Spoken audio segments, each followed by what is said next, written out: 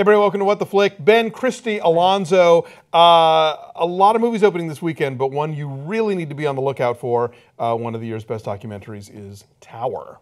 I'll do you one better than that. I'm going to say it is one of the year's best movies. It's going to be on my top 10 list. I really loved it. I was on the jury at South by Southwest. They gave it the Lone Star Prize, and I was just so blown away by it. It was just so obviously, towering, if you will.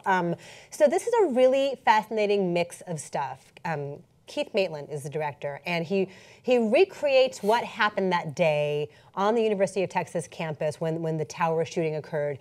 And he does it with actual interviews and then actors acting as those younger people, and then he rotoscopes over it, but he also includes archival footage and radio reports from the day. And it reminded me a lot of Waltz with Bashir in just the ambition of it and the scope of it, but also how it keeps startling you and surprising you and really moving you. And it is beautifully made and acted and written, and you will dig it. Take a look. There's no report as to who this man may be, or what he's doing up there, or what prompted this apparent madness. You're gonna be okay. I got lucky, considering what happened to other people. I realized that if I could see him, he could see me. Then what happened? Then everybody ran. I didn't know what had happened at all. I just remember looking up at the sky. It was so blue. And just thinking, I guess this is it. I guess this is the end.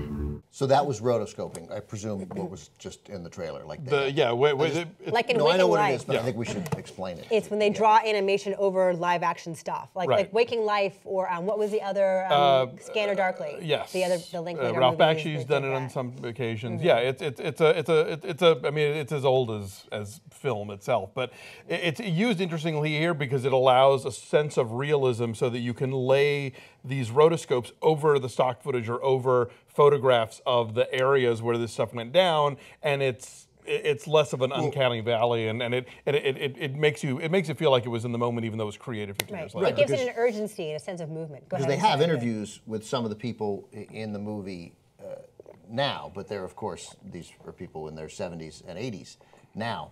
And by using the rotoscope, you feel like you're seeing them talk about this, even though they're clearly taking the same words that they said now. But in the moment. In the moment.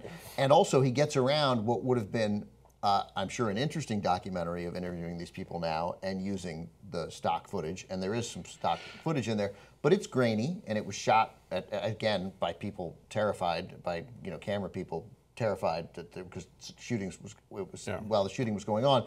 It just would have been it would have completely taken away the immediacy of this documentary, and you feel like you were there that day, from the perspectives of really sort of four principal players, or three or four principal players, four. Yeah. Five or six. The reporter too. So more. Yeah. Yeah, and the woman who doesn't get involved. Yeah, this is. I mean, it's such a fascinating way to sort of talk about this horrendous tragedy. It was sort of the first school shooting in America, the first, I guess, mass shooting, really. Sort of mass shooting. Yeah, and I think to have recreated it just straight up live action would have been too jarring and too kind of almost exploitative in a way. And I feel like the rotoscoping gives it that haze of memory, but at the same time an immediacy. And the different perspectives are really fascinating, because you have these people who are, it's in the moment, they don't know what's going on, they've never experienced anything like this, so it's not even like where now, if there's a shooting on campus, as horrifying as it is, you at least have a context of, oh, it's a shooting on campus. And there are procedures in place on campus. Yeah, and for them, they're like, what is going on here? What is happening?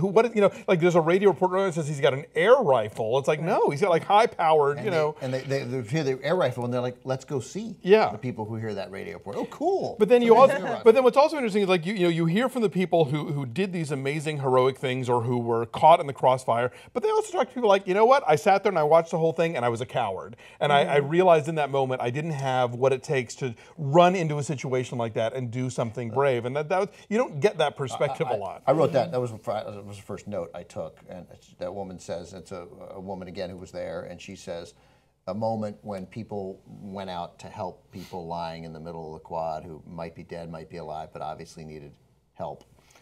She says, that's what separated the brave people from the scared people. And I realized I was a coward. And she just says it matter-of-factly. There's not even a moment of like, I realized I was a coward. She was like, no, this is fact. I was the scared people. I was a coward. These people were brave. But the movie doesn't judge her or anybody No, else. it doesn't judge anybody. No. And so but and she's not so much judging herself. You imagine that she is, but the way it's said doesn't sound in the way we expect it to come across when people give that reveal, and it just makes it made me stop the movie, go back and write it down. And this movie is very smart about when it sort of unpacks its interviews versus its recreations. Yes. And it does it in such a way that I was just emotionally flooded. Me too. I cried when there's a big reveal. I was, and of course. It's true. It's genuine, that moment that happened. I don't want to give away too much, but there's a moment that things shift and you realize, wow. Yeah. So it's just, it's funny because I still remember when The Thin Blue Line came out in the late 80s, and a lot of hardcore documentary people were like shocked that there would be recreations and like, what, you can't do it. It's a documentary. It has to be this pure thing, And now we just sort of take it for granted that of course there's going to be recreations. Of course there's going to be like manipulation of stuff if there's no footage of it or if there's no other way to tell the story. Man on Wire, half of it's all recreated stuff. So. Right, what are you supposed to do? Not tell the story of things we didn't get right. Also, it was, I saw this back in March, and it's unfortunately still true. I mean, shootings happen all the time. Campus shootings, mass shootings happen all the time. And they don't have to go out of their way to explain to you how relevant this remains. It's just clear, and that gives it that much more of a gravitas. And the other thing, I wrote it down too, I won't spoil it for you, it's at the end of the movie, but man, you're going to miss Walter Cronkite. And you're going to realize and I'm not, there's some really good people in network news, and doing news on television, but there are a lot of ungood people too, not people who aren't good. And you just realize the magnitude and the weight of somebody like Cronkite and the way he covered this and how he said and what he wrote, clearly his words, and how relevant that is today now. I guess it's 50 years later. That's why it came out now. August was 50 August 1st, August 1st. It was like 101 degrees in Austin that day. And Christy and I actually both spent time in Texas, so I'm sure it comes up a lot. I mean, there was somebody in this movie who, when her name was revealed, it's like, I remember that person, and like in a totally different context, and so it kind of floored me. But it's a thing that 50 years ago it still carries weight. Obviously, there's that dark joke about it in Full Metal Jacket, where the drill instructor points to Charles Whitman as an example of what a Marine can accomplish. This would be an interesting double feature with Peter Bogdanovich's Targets, which was a movie that was directly inspired by the Whitman shooting. Yeah, and also just they do a nice job with how Whitman is handled, because he's irrelevant in the movie except as this shooter, but we don't even know who he is.